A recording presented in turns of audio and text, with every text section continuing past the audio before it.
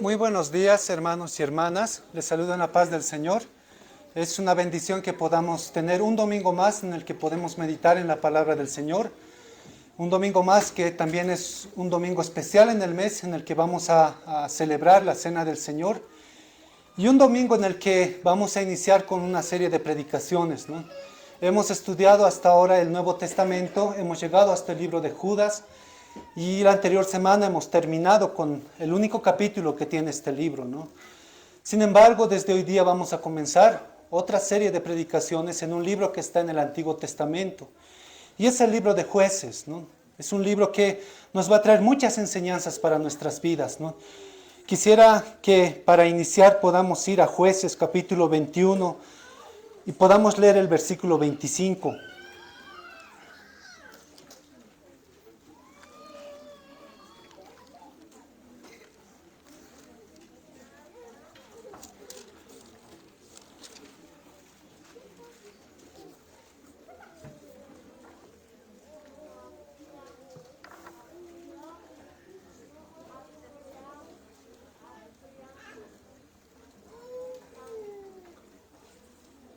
Voy a leer lo que dice la palabra del Señor en este versículo 25 del capítulo 21 de Jueces.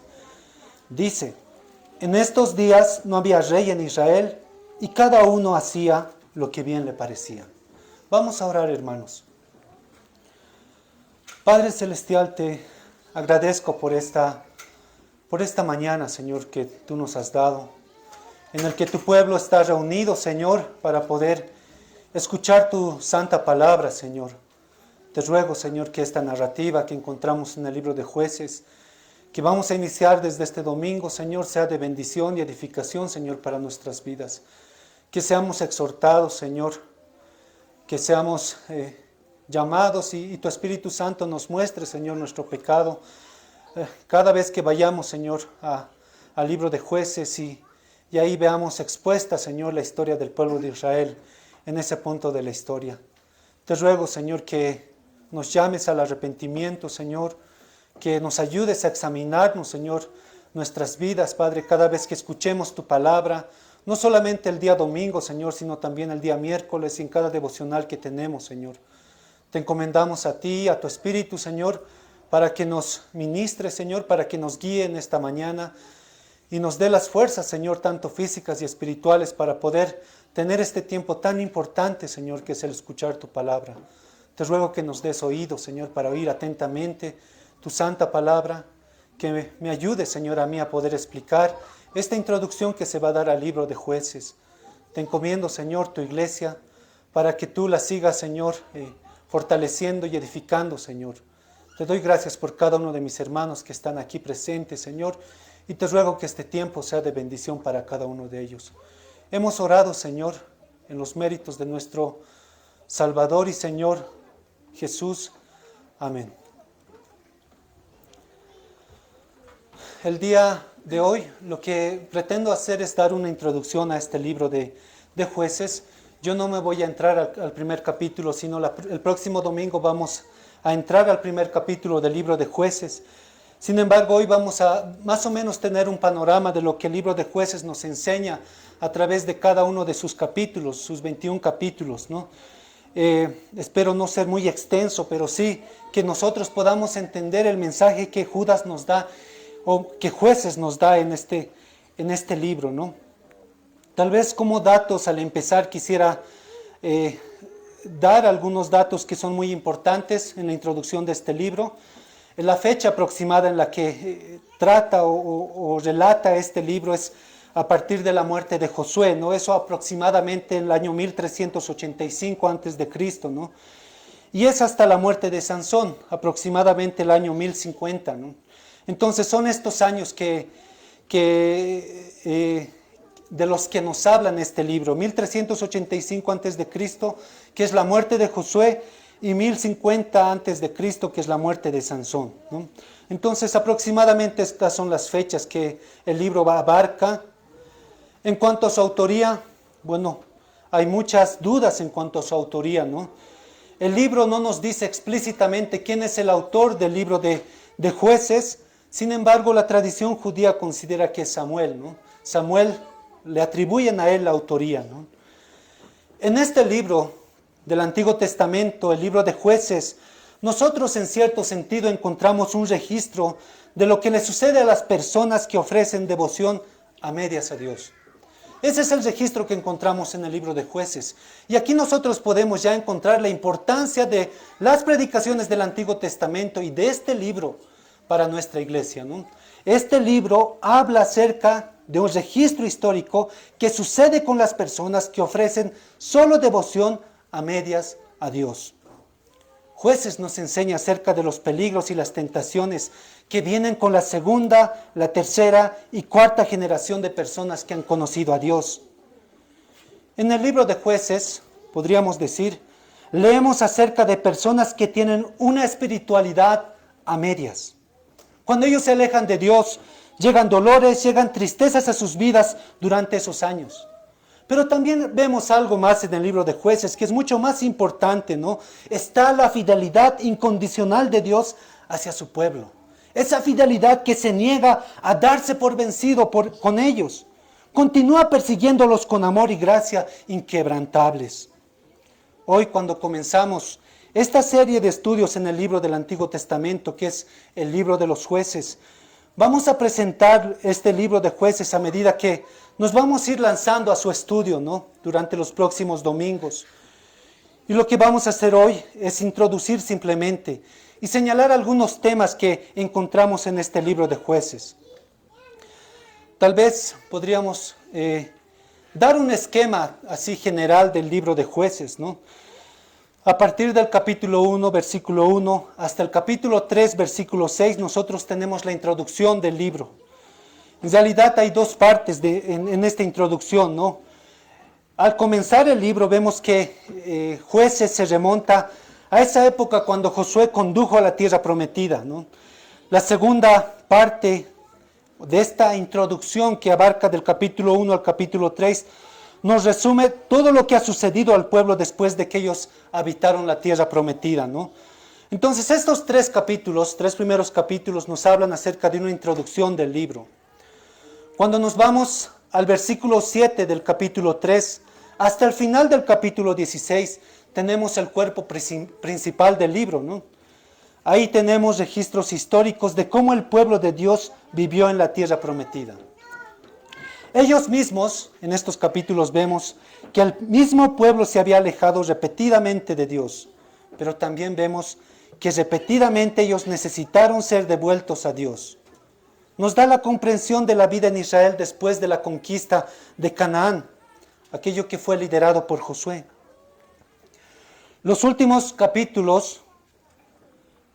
5 capítulos, nos dan una vista instantánea de cómo era la vida durante esa época. No sabemos cuánto realmente duró esta época, probablemente entre 200 a 400 años, ¿no? Hemos dicho que esto terminó el año 1050 a.C., ¿no? Con el establecimiento de Saúl como el primer rey. Pero en estos últimos capítulos se destacan dos episodios tristes, ¿no? De lo que era la vida trágica en Israel, la inmoralidad que abundaba en esta nación, ¿no? Durante estos años, después de que Moisés sacó al pueblo de la esclavitud de Egipto y después de que Josué los condujo a la gran conquista de la tierra de Canaán, Israel fue gobernada por una serie de jueces. Pero detrás de cada uno de estos 12 jueces hay un verdadero juez, que es Dios. Los 12 jueces que Dios levantó fueron dados por Dios periódicamente con el fin de rescatar a su pueblo de la opresión de las naciones vecinas. La palabra juez, tal vez hoy en día para nosotros, puede ser un poco engañoso, ¿no? Porque esta palabra hoy en día nosotros la relacionamos o la usamos en el lenguaje moderno y la relacionamos a un experto en ley, ¿no? Alguien que está en un tribunal, alguien que está en una sala de audiencia y está tomando decisiones. Comúnmente es relacionado así un juez, ¿no? Sin embargo, esta palabra, en este libro de Jueces, habla principalmente de liderazgo, ¿no? Personas que fueron líderes, tanto política y también militarmente, y ellos guiaron al pueblo, ¿no? En tiempos de desesperación, Dios levantó a jueces en una época muy crítica que el pueblo estaba viviendo. Ellos ya no encontraban salida. Podríamos decir épocas en las que el pueblo se encontraba entre la espada y la pared. Dios levantó a estos líderes, líderes que los iban a salvar. Sin embargo, cada uno de estos líderes que encontramos en este libro, con lo tan diligentes que hubieran sido, ellos tenían fallas. Eran hombres imperfectos. Ganaron batallas para su pueblo durante un tiempo. Hubo paz durante una época, pero eso simplemente fue algo temporal. No fue algo permanente. Y eso es lo que nos muestra el libro de Jueces. Encontramos en el libro de Jueces ciclos que son repetitivos. El pueblo pecando, rebelándose en contra de Dios. El pueblo pasando necesidad, clamando a Dios. Dios levantando a un juez para rescatarlos. ¿Saben? Cada vez que vayamos abarcando cada uno de la historia de cada juez, nosotros vamos a encontrar con ese ciclo en la mentalidad de que se requiere un Salvador perfecto, algo que los jueces no eran en esa época. El libro de Jueces señala la imperfección de todos los salvadores humanos, sin importar cuán buenos sean. Nos hace anhelar un Salvador que vendrá y proporcionará solo lo que Dios mismo puede proporcionarnos. El libro de Jueces, hermanos, hará que nosotros tengamos hambre del Señor Jesucristo. En este libro, nosotros, tal vez de manera muy amplia podríamos decir, vamos a ver 3 temas que abarcan este libro, ¿no? Que son muy importantes, ¿no? Y que están relacionados con ese ciclo interminable en el libro de Jueces. El primero es que Dios bendice a su pueblo y su pueblo a su vez se olvida de Dios. Y ese es un tema recurrente que nosotros encontramos en este libro.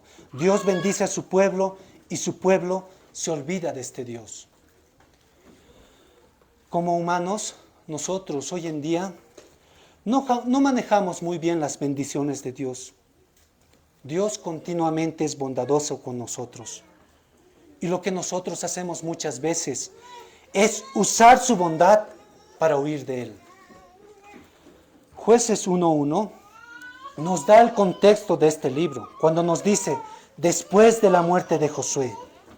Miren, este versículo 1 del capítulo 1 de Jueces nos lleva justo antes al tiempo de los jueces.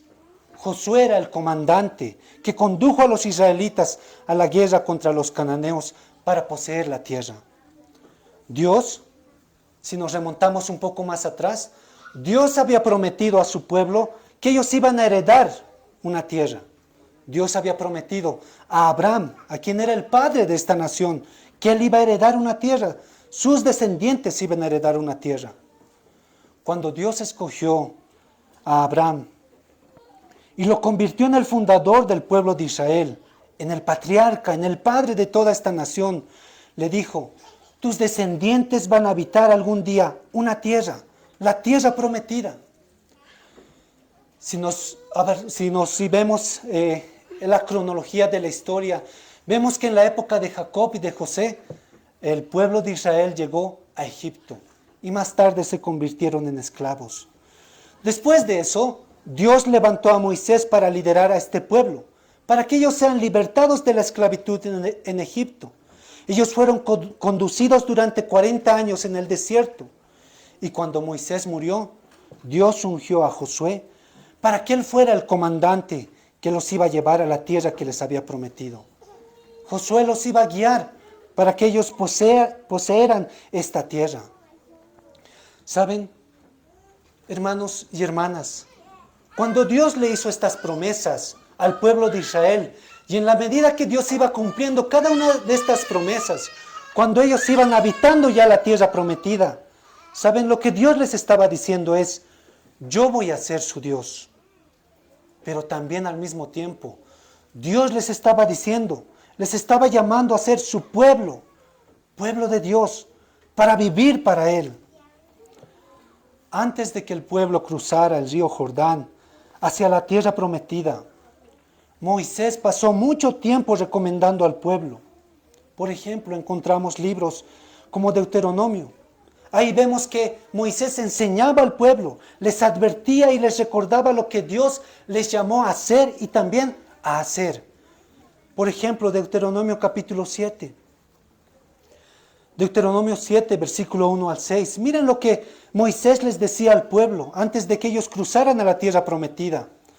Deuteronomio 7, 1 al 6 dice: Cuando Jehová tu Dios te haya introducido en la tierra en la cual entrarás para tomarla, ya haya echado de delante de ti a muchas naciones, al Eteo, al Gergeseo, al Amorreo, al Cananeo, al Fereceo, al Ebeo y al Jebuseo, 7 naciones mayores y más poderosas que tú. Y Jehová tu Dios las haya entregado delante de ti, y las hayas derrotado, las destruirás del todo. No harás con ellas alianza, ni tendrás de ellas misericordia, y no emparentarás con ellas.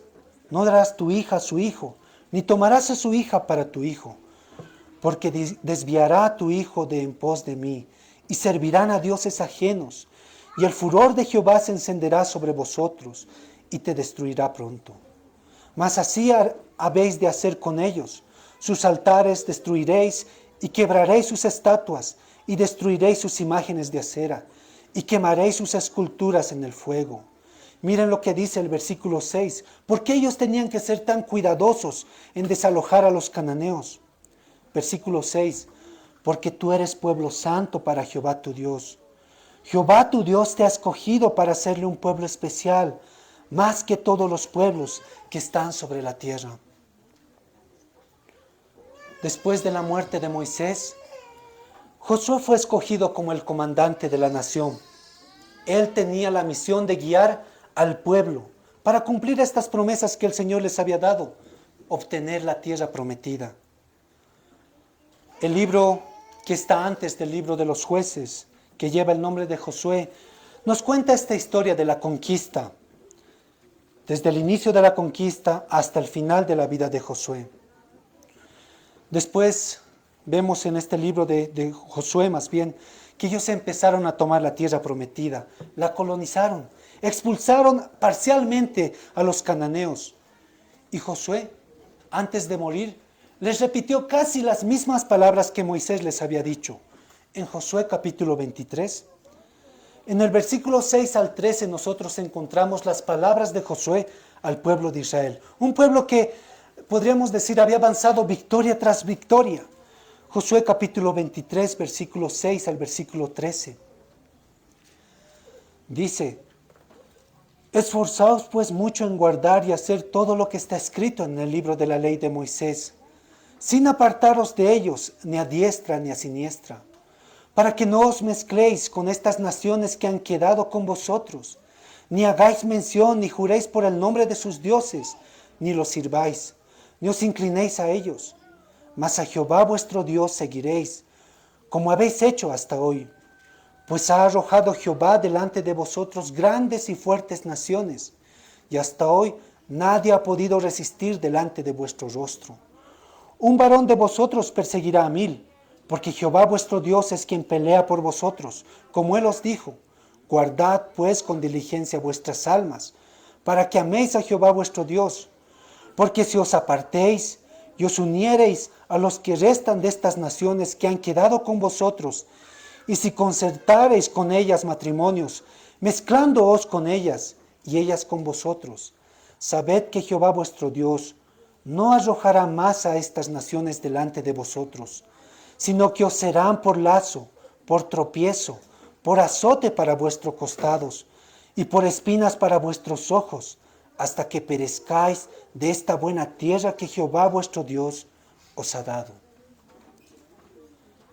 Dios mismo, ¿saben?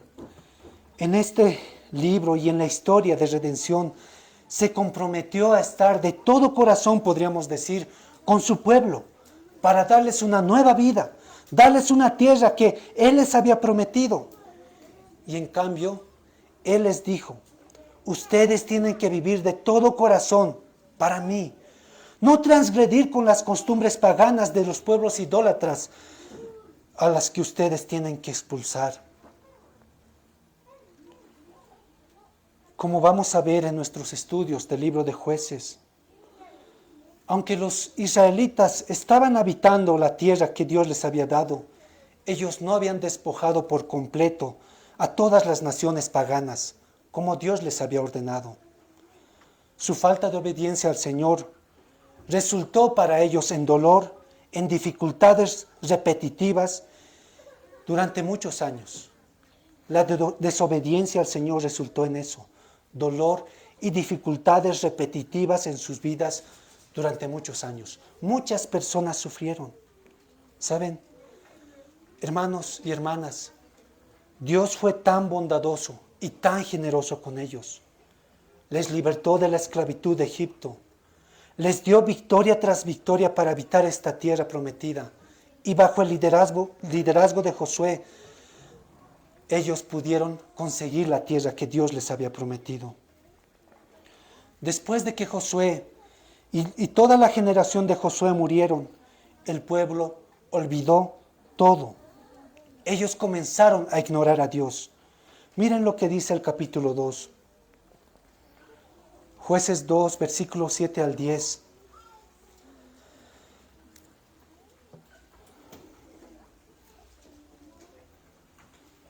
Dice ahí la palabra del Señor. Y el pueblo había servido a Jehová todo el tiempo de Josué y todo el tiempo de los ancianos que sobrevivieron a Josué, los cuales habían visto todas las grandes obras de Jehová que él había hecho por Israel. Pero murió Josué, hijo de Nun, siervo de Jehová, siendo de 110 años, y lo sepultaron en su heredad en Timnat Sera, en el monte de Efraín, al norte del monte de Gaz.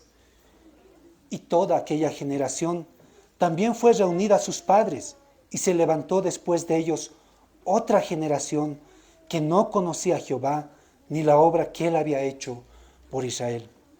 Versículo 11. Después los hijos de Israel hicieron lo malo ante los ojos de Jehová y sirvieron a los Baales. Miren de nuevo el versículo 11. Después los hijos de Israel hicieron lo malo ante los ojos de Jehová y sirvieron a los Baales. Esta declaración, podríamos decir, resume al pueblo después de la generación de Josué. Hicieron lo malo ante los ojos del Señor. Eso es un resumen de lo que sucede a lo largo de los años, en el tiempo de Josué hasta el tiempo de la monarquía, es decir, la época de los jueces. Hicieron lo malo ante los ojos del Señor. Esta frase nosotros encontramos en el libro de los jueces 5 veces. 5 veces más se repite esta frase. Eso describe el estado espiritual del pueblo. Hicieron lo malo ante los ojos del Señor. Hermano y hermana, piensa en la primera generación que estuvo en la tierra de Canaán.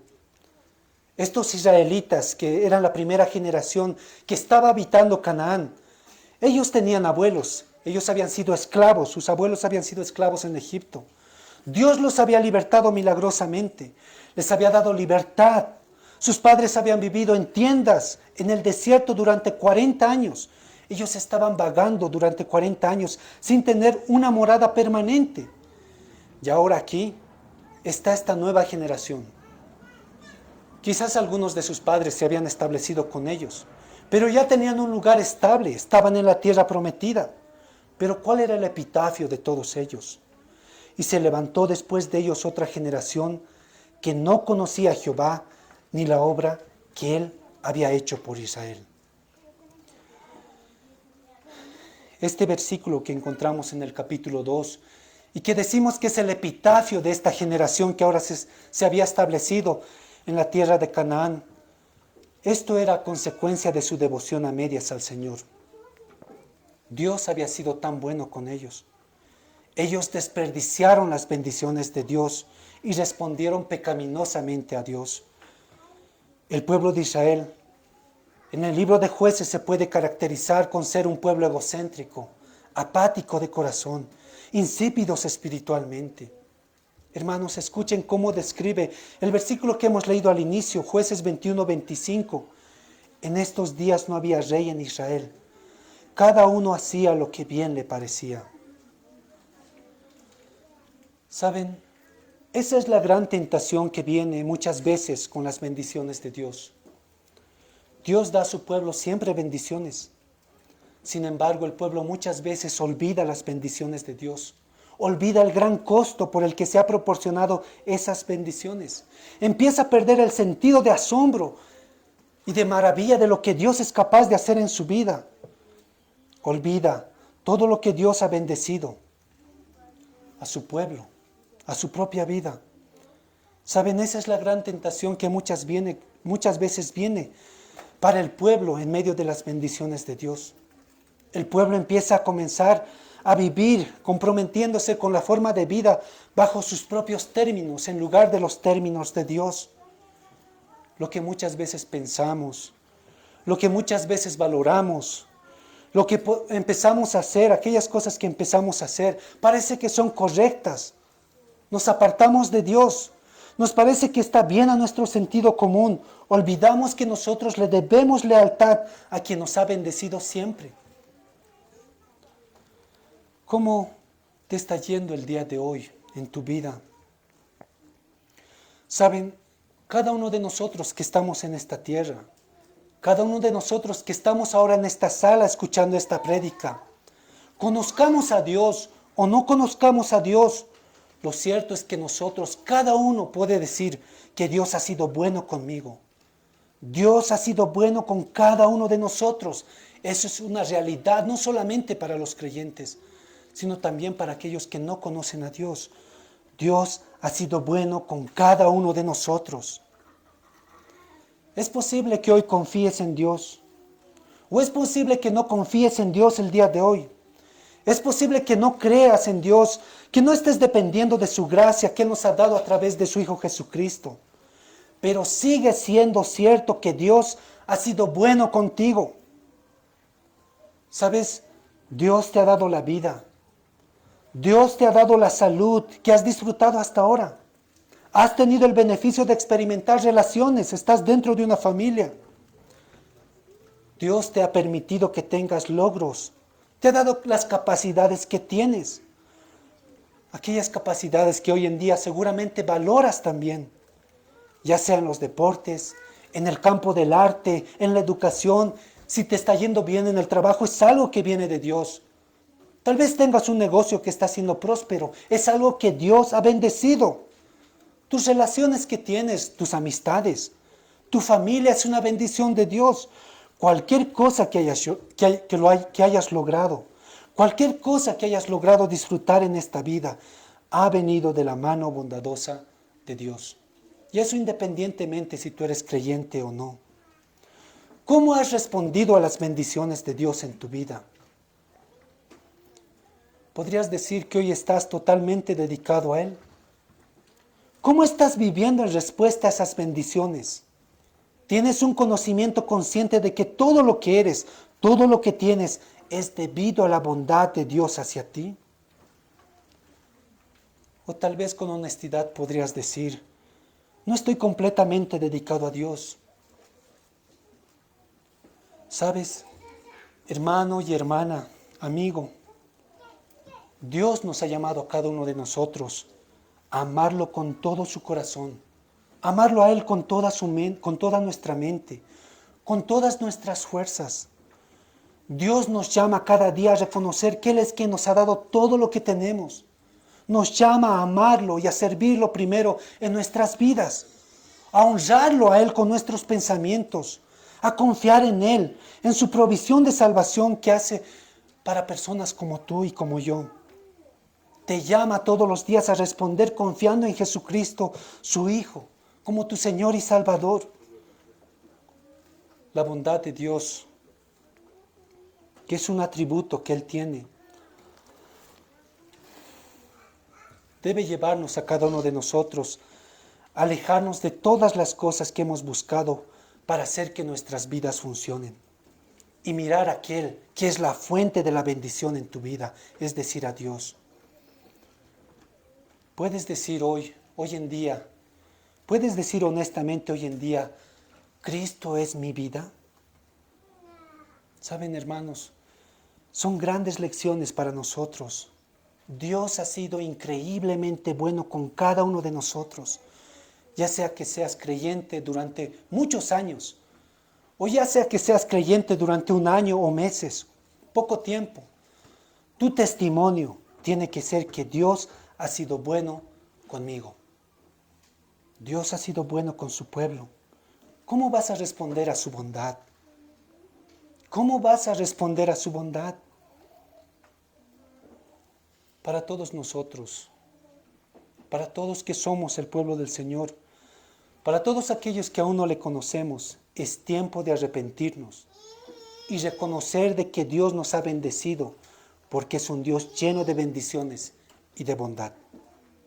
Todo lo que somos, todo lo que tenemos es porque Dios nos ha colmado de sus bendiciones y de su amor, de su misericordia y su gracia. ¿Cómo tenemos que responder?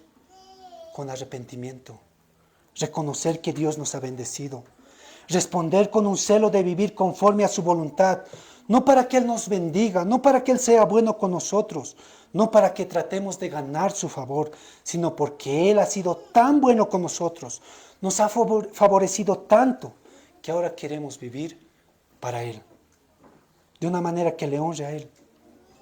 Dios bendice a su pueblo, y eso nos enseña el libro de Jueces. Dios bendice a su pueblo, pero su pueblo, muchas veces, ante estas increíbles bendiciones que Él da a su pueblo, Él se aparta. Y eso nos muestra el libro de Jueces. Dios bendice a su pueblo, y su pueblo se aleja de Él. Otra enseñanza que nosotros encontramos en el libro de Jueces, una segunda enseñanza, tal vez de manera general, es que Dios disciplina a su pueblo, y su pueblo regresa a Él. Esta es otra de las enseñanzas importantes que encontramos en el libro. Dios disciplina a su pueblo y su pueblo regresa a Él. Dios disciplina a su pueblo con su ira amorosa. Puede sonar un poco contradictorio. Dios disciplina a su pueblo con su ira amorosa. Una vez que los israelitas se olvidaron de Dios en el libro de Jueces, ellos comenzaron a caer en patrones que fueron muy repetitivos. Patrones de desobediencia. Hicieron caso omiso a la voluntad de Dios. Se vieron tentados a vivir como aquellos paganos que habitaban en medio de ellos. Querían vivir como los cananeos. Querían pensar como sus vecinos paganos. Ellos comenzaron a valorar y adorar a los ídolos de los cananeos. Esa desobediencia de parte del pueblo de Dios provocó a Dios a ira. Dios se aira, pero no a expensas de su amor, y eso nos muestra el libro de Jueces. Dios se aira, pero no a expensas de su amor, sino precisamente porque Él ama. Dios se aira porque Él ama. La ira, hermanos, no siempre es contradictoria al amor.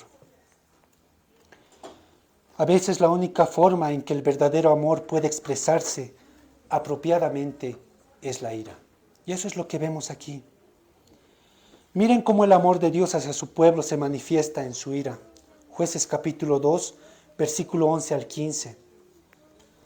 Dice: después los hijos de Israel hicieron lo malo ante los ojos de Jehová y sirvieron a los Baales. Dejaron a Jehová, el Dios de sus padres, que los había sacado de la tierra de Egipto, y se fueron tras otros dioses, los dioses de los pueblos que estaban a sus alrededores, a los cuales adoraron, y provocaron a ir a Jehová, y dejaron a Jehová, y adoraron a Baal y a Astarot. Y se encendió contra Israel el furor de Jehová, el cual los entregó en manos de robadores que los despojaron, y los vendió en manos de sus enemigos de alrededor. Y no pudieron ya hacer frente a sus enemigos. Por donde quiera que salían, la mano de Jehová estaba contra ellos para mal, como Jehová había dicho, y como Jehová se lo había jurado, y tuvieron gran aflicción. Hoy en día, hermanos y hermanas, nuestro entendimiento del amor se ha distorsionado. Cuando leemos pasajes como el que acabamos de leer, cuando Dios trata a su pueblo con severidad, nos suena como algo muy terrible. Decimos, ¿cómo puede ser posible si Dios ama a su pueblo? Hoy es muy común hablar del amor en términos de ser permisivos. Es decir, hoy decimos, si me amas, me vas a dejar hacer lo que yo quiera. Eso es amor hoy en día para muchos. Otros dicen, si me amas, no me vas a contradecir. Si me amas, no vas a intentar detenerme. Si realmente me amas, seguro que no vas a hacer nada para corregirme. Esos son los términos en los que hoy se entiende el amor en nuestro contexto. La gente de hoy día ha olvidado el amor de Dios. Dios tiene el derecho de decir qué es el amor en verdad. Y saben, en el libro de Jueces nosotros podemos ver su ira, pero también al mismo tiempo su amor. Las nociones populares y contemporáneas del amor no tienen nada que ver con las definiciones del amor que Dios tiene. Proverbios capítulo 3, versículo 12, un versículo muy conocido, dice: porque Jehová al que ama castiga, como el padre al hijo a quien quiere. La disciplina, hermanos y hermanas, es una expresión de Dios, del amor de Dios. Unos versículos, o más bien versículos también que hablan acerca de la disciplina, lo encontramos en Hebreos. Si tú eres hijo de Dios, necesitas tomar muy en serio lo que dice Hebreos capítulo 12. Hebreos capítulo 12, versículo 5 al 11, dice lo siguiente: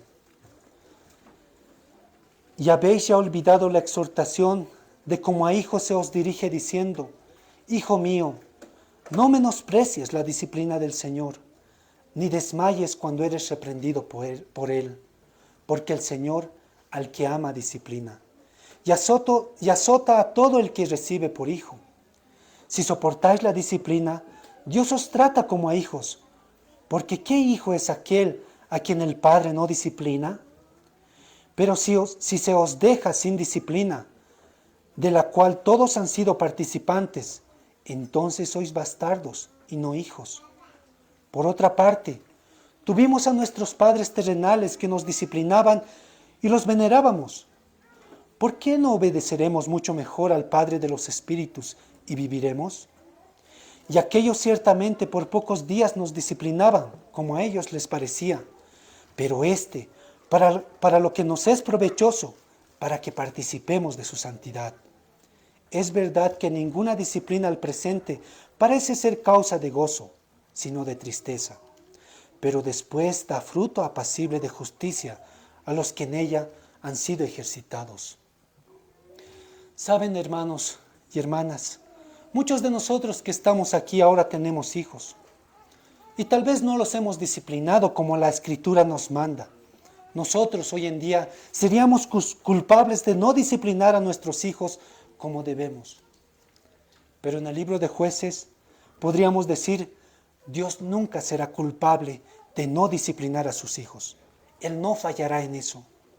Dios nunca será culpable de no tener amor hacia su pueblo. Siempre nos disciplinará con amor por nuestros pecados, para poder restaurar nuestra comunión con Él. Saben, así es lo que nos muestra Jueces, a Dios, un Dios que disciplina con amor a su pueblo, disciplina con amor a sus hijos. Por eso es que en este libro de Jueces y en la lectura que hemos visto en el capítulo 2, vemos cómo Dios entregó a su pueblo en manos de sus enemigos. Los hizo a causa de su pecado. Esa disciplina tuvo efectos, a tal punto que ellos empezaron a llorar con humildad y arrepentimiento. Jueces 2:18 dice: y cuando Jehová les levantaba jueces, Jehová estaba con el juez y los libraba de mano de los enemigos todo el tiempo de aquel juez, porque Jehová era movido a misericordia por sus gemidos a causa de los que los oprimían y afligían. Ese siempre va a ser el efecto en los hijos de Dios. Dios espera siempre ese efecto. Dios, al disciplinar a sus hijos, no está buscando destruirlos, sino está llamando de regreso a su pueblo, a sus hijos. Les llama de regreso a que se humillen por su pecado. Les llama para que se alejen del pecado y se vuelvan a Dios con humildad y arrepentimiento. Siempre ese será el objetivo de Dios al disciplinar a su pueblo. Así que siempre que nosotros seamos disciplinados, hermanas y hermanos, siempre que pasemos nosotros por pruebas, eso es una oportunidad para cada uno de nosotros, para examinarnos a nosotros mismos, Pedirle al Señor que nos muestre si hay pecado en nosotros. Arrepentirnos de ese pecado y decirle, Señor, ya no quiero vivir de esa manera. El cristianismo, hermanos, y el cristianismo que se predica en esta iglesia es diferente a las otras religiones. El cristianismo nunca va a afirmar a las personas en su pecado. Nunca les va a decir simplemente es un error. ¿Sabes? Es algo que lo vamos a corregir. El cristianismo nunca va a afirmar a las personas en su pecado, sino lo que el cristianismo va a hacer es llamar a aquellos pecadores a alejarse de su pecado, a llamarlos a Cristo, para que ahí puedan encontrar paz y perdón con Dios. Eso es lo que hace el cristianismo. Dios está dispuesto a disciplinar a su pueblo, para que su pueblo regrese a Él. Y esa es la segunda enseñanza que el libro de Jueces nos muestra. La tercera enseñanza que vamos a encontrar en el libro de Jueces es que Dios rescata a su pueblo para que ellos disfruten de paz. Cada vez que el pueblo, los israelitas, clamaban a Dios en humildad y en arrepentimiento, el Señor levantaba un juez, y eso es lo que nos va a mostrar el libro. Dios levantaba un juez para salvarlos. Mientras este juez estaba vivo, el pueblo vivía en paz. Pero cuando el juez moría, el pueblo volvía a sus caminos de rebeldía, volvía a sus caminos de desobediencia, y el ciclo comenzaba de nuevo. Pecado, necesidad, angustia, clamor, y nuevamente Dios levantando a un juez. La paz que el pueblo disfrutó con cada juez fue algo temporal. Por ejemplo, bajo el juez que se llama Jefté, en los capítulos 10 y 11, el pueblo vivió una paz de solamente 6 años. Podríamos decir una paz muy corta. En el capítulo 3 encontramos uno de los periodos más largos de paz que el pueblo disfrutó, 80 años. Sin embargo, sin importar estos dos extremos de 6 años a 80 años, sin importar los periodos de paz que ellos hayan vivido, la paz que el pueblo disfrutó en esa época de los jueces siempre fue temporal, nunca fue permanente. La paz para ellos siempre se terminaba. Con cada juez que el Señor les dio en su misericordia, algunos buenos, algunos muy buenos, algunos buenos, otros hasta el punto de ser calificados como malos. Siempre en el corazón del pueblo, podríamos decir, permaneció la necesidad de un Salvador, de un libertador. Y ese es el mensaje central que vemos en Jueces. Hay la necesidad de un Salvador, de un libertador, no de uno que sea temporal, sino de uno que sea permanente, de uno que sea para siempre. Inclusive en una época posterior, el de la monarquía, cuando Israel ya tenía reyes, y muchos de ellos reyes buenos, siempre permaneció esa necesidad de un Salvador que trajera una paz permanente, una paz que durara para siempre. Así termina el libro de Jueces, con esa gran necesidad. Podríamos decir, así termina todo el Antiguo Testamento. Concluye con la gran necesidad de un Salvador, de un libertador que traería una paz permanente. Hoy, hermanos y hermanas, en Cristo Dios nos muestra que Él cumple su palabra. En Cristo Dios nos muestra que Él siempre ha estado resuelto a liberar a su pueblo de los más grandes enemigos que tiene. El libro de Jueces termina señalando la necesidad del Hijo Eterno de Dios, de nuestro Señor Jesucristo.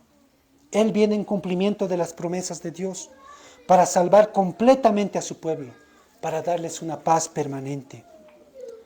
Aquellos que vienen a la fe reciben esa paz. Aquellos que vienen en Cristo, se acercan a Dios, reciben esa paz que solamente Dios puede dar.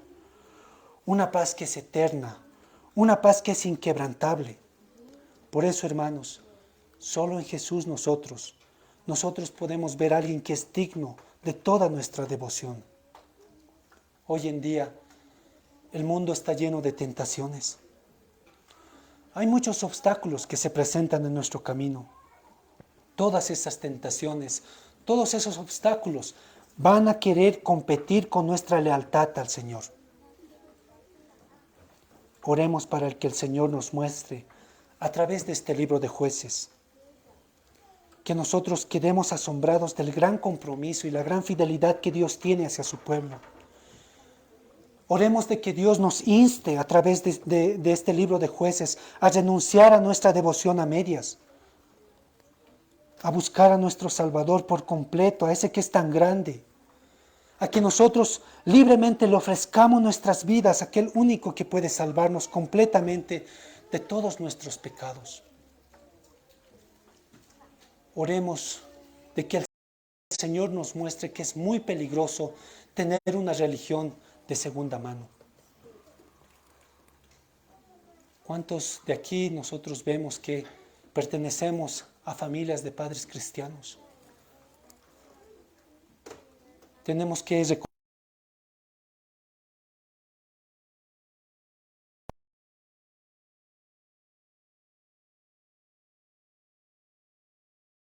que están jóvenes. Esa generación tiene que tener un encuentro personal con el Señor. La salvación no es algo que se hereda, no es algo que se transfiere por la sangre. Y eso es lo que nosotros tenemos que entender. Aquellos jóvenes que están aquí tienen que entender eso. Su generación es aquella generación que se va a parar sola delante del Señor y le va a rendir cuentas. Esa generación va a ser aquella que va a estar dispuesta o no va a estar dispuesta a vivir bajo los términos del Señor. Y eso es lo que Jueces nos va a enseñar. Oremos para que el Señor bendiga su palabra en todas las predicaciones que vamos a tener en el libro de Jueces. Dios tiene un gran compromiso y fidelidad hacia su pueblo. Que quedemos maravillados y asombrados con eso. Vamos a orar, hermanos. Señor, te doy gracias por esta introducción que tú permites, Señor, que en esta iglesia se pueda tener acerca de este libro tan importante, Señor, como todos los que encontramos en tu palabra, que es el libro de Jueces. Te ruego, Señor, que la narrativa que nosotros encontramos en este libro, las experiencias, Señor, de tu pueblo en medio de ese ciclo interminable que ha vivido, nos llame a tu pueblo, Señor, a arrepentirnos, Señor. Nos llame a examinar nuestros pecados, Señor, a cómo muchas veces nosotros actuamos en rebeldía y en lugar, Señor, de vivir agradecidos a tu bondad, Señor, que siempre está sobre nosotros, nosotros nos alejamos de ti. Señor, permite que tu pueblo, a través del libro de Jueces, sea llamado al arrepentimiento, Señor. Que su pecado sea expuesto, Señor, pero que también pueda ver con más claridad a nuestro Señor Jesucristo, nuestro Salvador, y pueda encontrar en Él esperanza, Señor. Aquella esperanza que no se compara, Señor, a la paz ni a la esperanza que este mundo nos da, sino que es una esperanza y es una paz completa, perfecta. Señor, te encomiendo a tu pueblo para que ellos puedan examinar sus propias vidas, Señor, en esta narrativa del libro de Jueces. Que tu Espíritu Santo, Señor, hable a través de los predicadores, Señor, que van a estar exponiendo este libro. Te doy gracias, Señor, porque cada libro que encontramos, Señor, en tu palabra, trae un mensaje, Señor, que es importante, Señor. Trae un mensaje, Señor, que es puntual, que siempre es necesario, Señor, para nuestras vidas. Gracias, Señor, por este tiempo que tú nos has dado. Y hemos orado en los méritos de nuestro Señor Jesucristo. Amén.